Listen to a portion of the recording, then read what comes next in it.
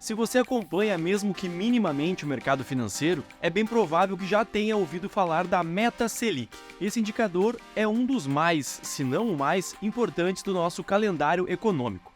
Ele também é conhecido como a taxa básica da economia brasileira. Ou seja, é o que confere o nível da nossa taxa de juros. É por isso que o mercado, os empresários, os investidores ficam tão atentos cada vez que se anuncia a nova meta Selic. E mesmo quem não está tão ligado em bolsa de valores, também deveria saber mais, já que essa taxa influencia diretamente o dia a dia de todos nós. Se é sobre investimentos, então, nem se fala. Por isso, se você chegou até aqui tentando entender o que afinal é a Selic e como ela influencia na sua carteira, fica comigo que nós vamos te explicar todos os detalhes.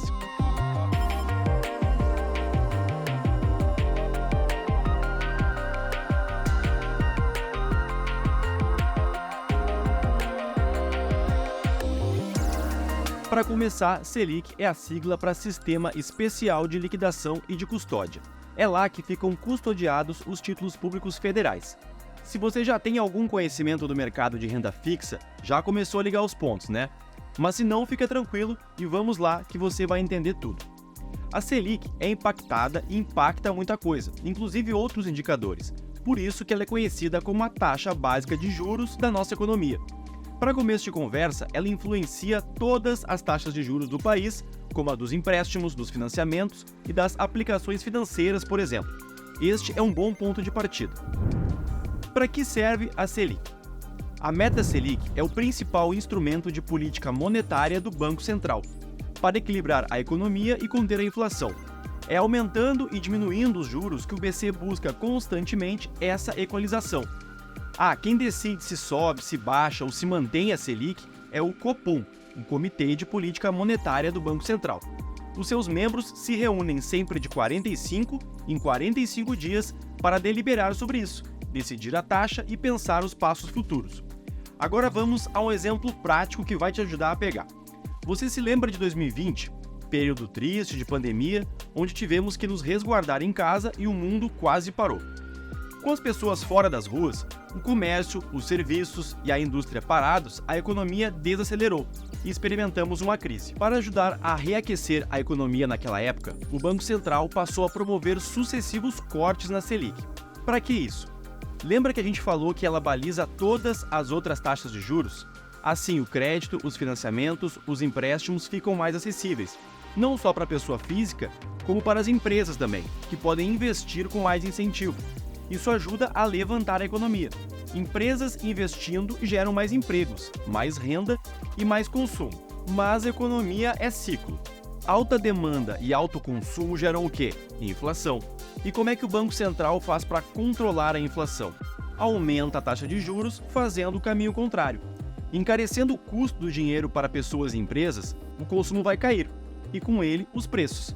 Mas até que nível? Até atingir a meta oficial de inflação que é fixada pelo governo por meio do CMN, o Conselho Monetário Nacional. E assim o Copom tenta eternamente acompanhar os ciclos. A meta é o perfeito balanço entre um tripé principal: fomentar a economia, garantir a geração de empregos, mas combater a inflação. Os efeitos da medida do Copom costumam ser sentidos de 6 a 9 meses para frente. Agora pisamos no terreno que você, investidor, estava ansioso para saber mais: como a Selic influencia nos seus investimentos. Vamos começar pela renda fixa. Você lembra que eu disse que a Selic impacta as outras demais taxas de juros? Pois bem, você sabia que os bancos comerciais, esse onde você tem conta, emprestam dinheiro entre eles? Para não ficar com caixa no vermelho, as instituições concedem empréstimos umas para as outras por meio de títulos exclusivos chamados de CDI, Certificado de Depósito Interbancário. Esse CDI roda geralmente um pouco abaixo da Selic. O CDI também, por sua vez, reflete no CDB, que são os Certificados de Depósito Bancário. Esse é aquele título de renda fixa onde você empresta dinheiro e é recompensado com rendimento em uma taxa futura. Aqui estamos falando de títulos emitidos por bancos. Os títulos privados de renda fixa, emitidos por instituições não financeiras, são as debêntures. Elas podem ser lançadas por empresas de qualquer setor. Aqui você literalmente empresta dinheiro para ajudar uma companhia a se capitalizar e recebe de volta com juros. E chegamos, é claro, no Tesouro Direto, o título de renda fixa mais seguro do país, onde você empresta dinheiro para o governo. São 3 as modalidades mais conhecidas. O Tesouro Pré-fixado, onde você compra um ativo e recebe de volta uma taxa anual acordada previamente. O Tesouro Selic, que vai te pagar a Selic mais um percentual adicional. E o Tesouro IPCA, que vai te remunerar com a taxa da inflação mais um percentual adicional. Estes 2 últimos são os pós-fixados, que vão oscilar conforme os juros e a inflação. Então, Selic e IPCA para cima ou para baixo vão influenciar na rentabilidade de todos eles. Aí a poupança. Em caso de Selic até 8,5% ao ano, a poupança vai render anualmente 70% da Selic, mais um pequeno resíduo da taxa referencial. Com taxa Selic acima de 8,5%, o rendimento da poupança é fixado em 0,5% ao mês. Qual a influência, então, da meta Selic na Bolsa de Valores?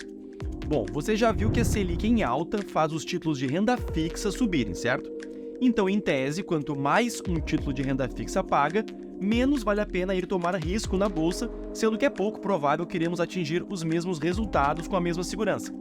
Com Selic em alta, portanto, há uma consequente fuga de capital da renda variável e migração para a renda fixa. E aqui estamos falando do investidor nacional e do estrangeiro. Tudo isso exerce um grande impacto na nossa bolsa e na precificação das nossas ações. Inclusive, as próprias empresas da bolsa também investem mais o seu caixa em renda fixa.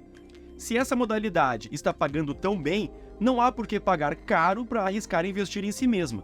Menos investimentos, menos resultados, menos valorizações. Mas claro, pessoal, cada pessoa e instituição tem o seu perfil, suas próprias estratégias e a sua capacidade de buscar lucros de uma maneira diferente. A gente está falando aqui do comportamento geral do mercado e do que os ciclos nos mostram na prática, ano após ano. Em um cenário contrário de juros baixos, a renda fixa deixa de ser tão atrativa para muita gente. Nesses momentos, o investidor se vê sem alternativa e vemos uma migração aí para a renda variável.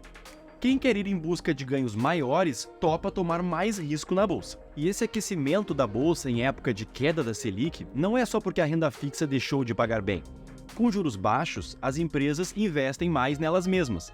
Mais investimentos geram mais empregos, mais renda, mais consumo, mais lucro e mais valorização das ações listadas. É claro que os investidores também antecipam essa esperada valorização das ações e vão às compras. Então, além dos resultados reais, com empresas com caixas mais gordos e distribuindo mais dividendos, você também pode ganhar com trades especulativos em cima da euforia do mercado. Mas afinal, no que investir? Vamos lá. Você já entendeu que tudo é cíclico. Determinados ativos que estão em baixa uma hora, estão em alta em outra. Então, o legal é sempre ter um pouco de tudo e balancear a sua carteira, para que você tenha a capacidade de lucrar em todos os cenários. Claro, tudo conforme o seu perfil de risco. Mas a gente sabe que tem muita gente que quer aproveitar esses ciclos justamente para encontrar as melhores oportunidades. Então, se eu tivesse que te dar apenas um grande conselho saiba identificar o momento certo. É evitar o que muita gente faz, entrar em um ativo justamente no movimento contrário.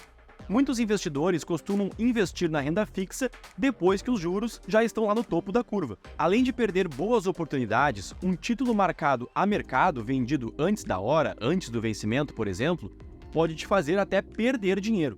Mas isso é papo para outra hora. Por outro lado, muita gente vai para a bolsa depois que ela já subiu e acabam investindo em ativos que já estão supervalorizados.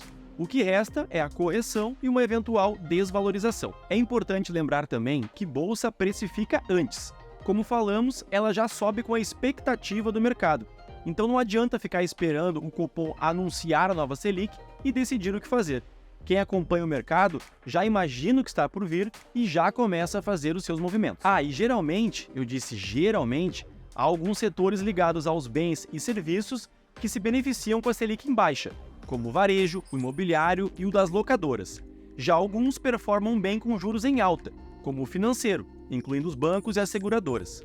Quem costuma sofrer menos impacto, independente do cenário, são as companhias ligadas aos serviços básicos, como as elétricas, gás, água e saneamento. Agora que você já entendeu o que é a Selic e como ela impacta nos seus investimentos, você deve estar ansioso para tomar as suas decisões e fazer os seus trades.